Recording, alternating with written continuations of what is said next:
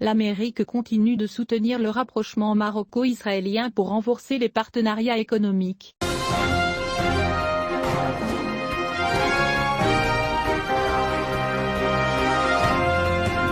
Hier mercredi, l'ambassadeur américain en Israël, Tom Neddy, a lancé le groupe de travail sur les accords d'Abraham, sur la base desquels certains pays arabes ont rétabli des contacts diplomatiques avec Tel Aviv, dont le Royaume du Maroc.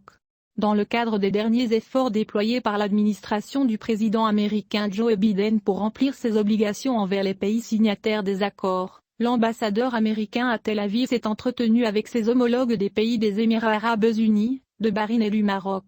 Cette étape vient renforcer la communication entre les pays signataires des accords d'Abraham.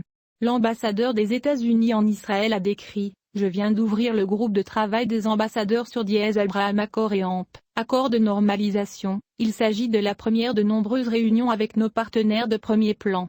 Nous allons passer aux choses sérieuses. » La réunion s'est déroulée en présence d'Abdelrahim Bayoud, chef de la mission marocaine à Tel Aviv. Du côté marocain, en plus de l'ambassadeur des Émirats arabes unis en Israël Mohamed Al-Khaja, de l'ambassadeur de Bahreïn en Israël Khaled Al-Jalama, du directeur du ministère israélien des Affaires étrangères, Alon Oshbiz, et le représentant du Bureau des Affaires du Proche-Orient du ministère des Affaires étrangères à Washington.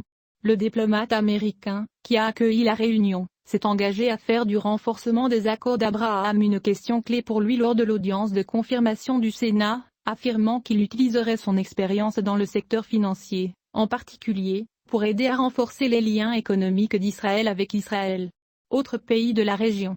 Au cours de l'audience, Neddy a décrit les accords d'Abraham comme essentiels à la stabilité et à la prospérité de la région, mais a souligné qu'ils ne remplacent pas la paix israélo-palestinienne, qui est basée sur la vision d'un accord négocié solution à deux États.